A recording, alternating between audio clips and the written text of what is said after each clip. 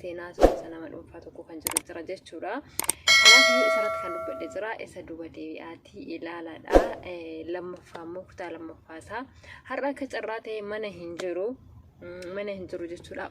Isaa amiti ilaalaa dafqe akkas narra yaa'aa jira kun. Isaa amiti mana hin jiru jechuudha. Akka carraa ta'e immoo yeroo kanatti boqonnaa argadhe waanan boqonnaa qabuu fi wayyo isinitti himuu hin danda'u. Amiti isinitti himuu hin danda'u no akka malee jechuudha. Yoonaaf danda'ame ala saarree isinii waraabaa makiinaa keessa jira amma. Innaan seenaa kana jechuudha. Sammuu koo keessatti intini ta'e agame qarra deddeebi'ee dubbisuurraan kan ka'e jechuudha seenaadha. Nama dhuunfaa kanaa jechuudha seenaa nama kanaa yeroo baay'ee irra deddeebi'ee dubbisuurraan kan ka'e sammuu koo keessatti seefna ta'e jechuudha. Already amma tokko intini isaa bilbila irraa nan qaba suuraa kaaseen qaba jechuudha. Amma naaf irraa hin galin tokko isiniif isarraa illee dubbisa jechuudha. Amma iddoon itti dubbisuura qabutti yoo jiraate irra deebi'ee isinii dubbisa jechuudha. Egaa seenaa nama kanaa gaafa dursaa isinii himeen ture. Egaa mucaan nama waggaa 11 nama waggaa 11 taate akka mana godhattuuf yookiin immoo mucaa isaaniitiif maatiin biraa kadhatanidha. Akkasuma immoo maatiin illee akka didanillee isinii kaasee ture.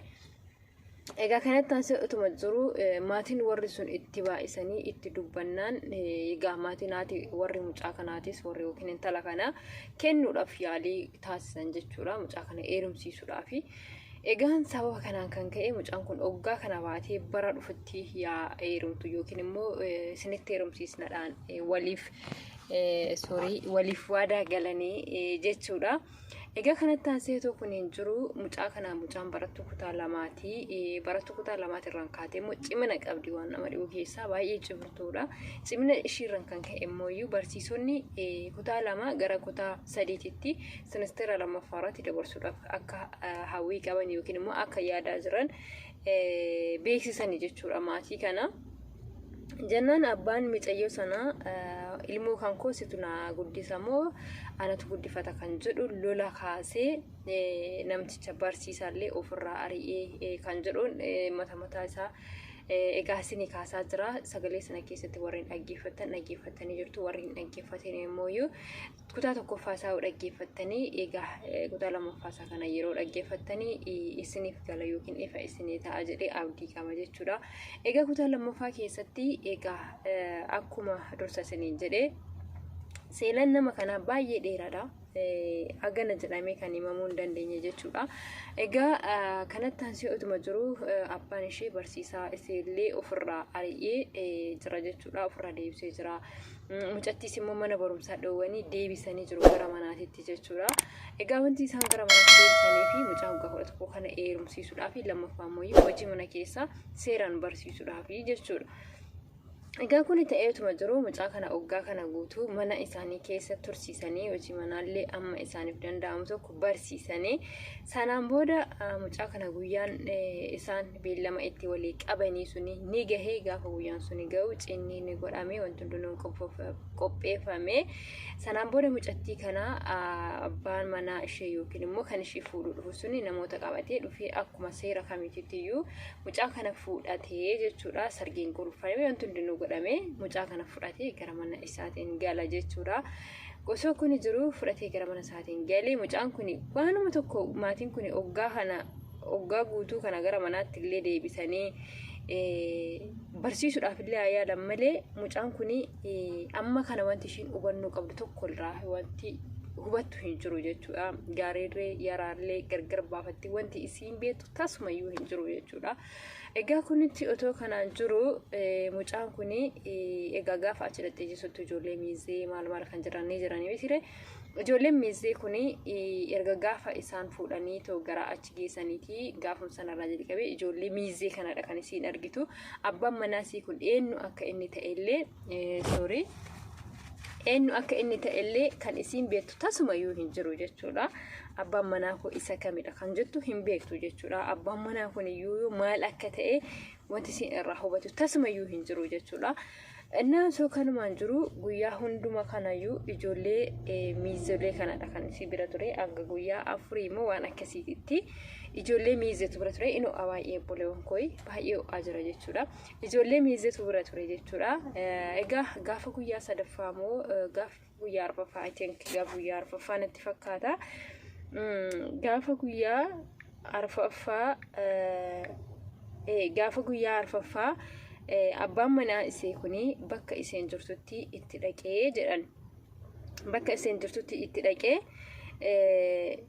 akka warri kun ijoolleen miizolee yeroo isii bira turanitti ni taphachiisanii ni haasofsiisanii taphadhu jedhaniini wantoota biraa kaawwan isaanitti taasisan tasumayyuu hin jiru. Abbaan manaa isee kuni ni dhaqee garuu innillee nama guddaa miti baay'ee xiqqaadha umriin isaa maatiin waanuma fuusisuu barbaadaniif mucaa kanaaf kadhatanii yookiin immoo fuusisanii malee innillee nama guddaa miti jechuudha. Innillee xiqqaadha osuma kanaan jiru hin dhaqe bira guyyaa tokko gaafa guyyaa arfaffaa halkan isaa galgala isaa gara isee dhaqee miizoleen isee warreen guyyaa duraatii jalqabee hanga guyyaa 3tti isii bira turan suni isii bira deemanii abbaan manaa isee kuni bakka iseen jirtutti ni dhaqee jedha. Abbaan manaa isee kuni bakka iseen jirtutti ni dhaqee. Egaa dhaqee raawwatee ijoolleen isaan kun gaafa bira dhaqanii kokkolfisiisanii hin taphachiisanii inni dhaqeetuma bira taa'ee homaa waan ittaasa illee hin qabu takka bira taa'ee raawwatee uffata kee baafadhu jedheenii ishee gaafate. Uffata kee maaliif hin baafanne kanuma uffataa oolteen jirtaa jedhee gaafate. Achiin isheenoo deebii hin deebisneefi caaluma jettee jedha. Isheenoo deebii hin deebisneefi caaluma jettee wanti isheen irraa beektu tasumayyuu mituun jiru waan ta'eef jechuudha. Maaliif akka inni bakka isheen jirturree dhaqee maallee akka ta'e tasumayyuu wanti isheen irraa beektu hin jiru jechuudha. Egaa kuni ta'ee osuma jiru itti deddeebisee gaafatee homaa deebii itti deebisuu diddee calliste maal ta'aniiti isaan kun isa kana hoo takka hin argine eessaa dhufee jarreen isaan dura na bira turan eessa deemanii jettee ofii isiitii gaafii ofiif dhiyeessuu jalqabdi keessa iseettee jedha. Ofii isiitii jarri isaan dura na bira turan eessa deemanii inni kunoo eenyudha jettee ofii isiitii gaafii ofiif dhiyeessuu jalqabdi. Osoo kun ta'ee jiru gaggaafatee dadhabnaan ofuma isaatii egaa anuu sirraa baasuu jedhee uffata iseerraa ni baase innis jedha. Egaa anuu sirraa baasuu jedhee uffata ishee innis irraa baasee jedha. Egaa waan baay'ee nama dhibudha jechuudha. Waan baay'ee nama dhibudha. Mucaan kuni waan daa'imnati isheetirraan kaateen abbaan manaa ishee uffata kee baafadhullee yoo jedhuun akkasuma immoo uffata ittiin ooltellee ofirraa hin qayyarre jechuudha. Migar mana gareedha. Innaa baay'ee ulfaata jechuudha. Daa'imnatiidhaan tokkoffaa barumsa isii dabsiisanii lammaffaa umurii malee cabsiisanii baay'ee ulfaata jechuudha. Osoo yeroo ammaa ta'ee namni akkas godhu hin jiru. Dubartiinis immoo shamarris immoo kan akkasitti nama sarmitee akkas taatu hin jirtu jechuudha. Baay'ee ulfaata. Egaa anuu sirraa baasuu jedheeni uffata ishee irraa ni baase innis. Uffata ishee irraa ni baase innis.